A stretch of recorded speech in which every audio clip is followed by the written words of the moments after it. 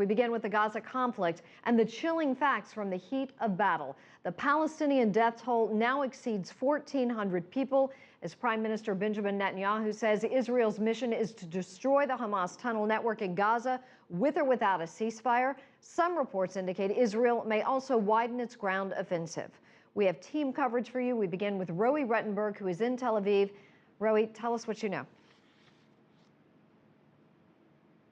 Well, late on Thursday night, we heard comments from Hamas officials indicating that a ceasefire is off the table because, as they say, Israel insists on making its continued operation of destroying the tunnels part of any such deal. We heard one Hamas official in Gaza indicating that soon Hamas would be celebrating a victory over Israel. And we also know that there were additional rockets landing in Israel, 8 people injured in southern Israel when a rocket landed in Kiryat Gat. As you mentioned, the death toll now rising, 1,400 dead in Gaza, according to local medical officials there and UN officials on the ground in Gaza, expressing deep concern. Navi Pillay, the UN Human Rights Commissioner, accusing both Israel and Hamas of committing human rights crimes.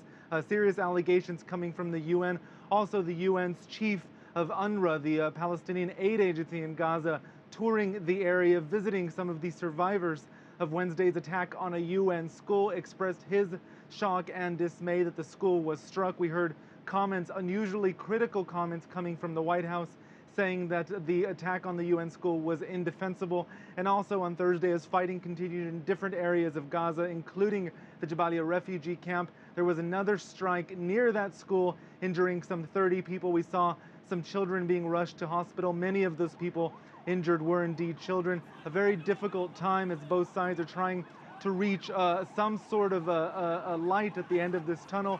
We know that there's frustration in the U.S. as well. John Kerry, speaking in New Delhi with the Indian leader there, said that he has not given up efforts, but that a ceasefire may still be on the table, but there is no guarantee. But we know from Hamas officials speaking in Gaza that amid the rising death toll, they are committed to continuing their side until Israel meets their conditions for a ceasefire.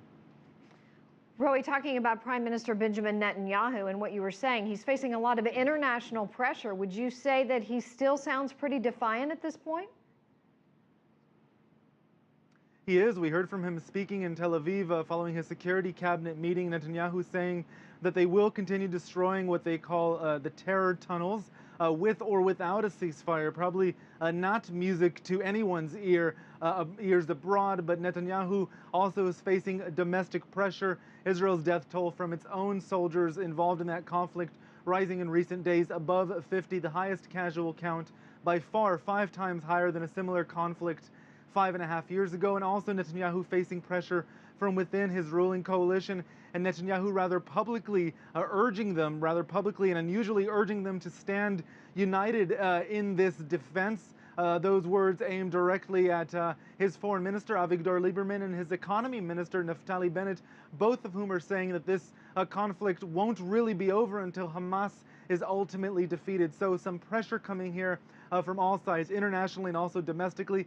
Netanyahu making clear that his goal is to destroy that network of underground passageways. And we understand from sources that Israel was aware that those tunnels existed back in July of 2013 and may have already planned to do whatever it could to destroy them, perhaps even later on this summer. Obviously, the conflict in Gaza prompting an earlier response by Israel. Roee Ruttenberrg reporting live from Tel Aviv for us. Thank you so much.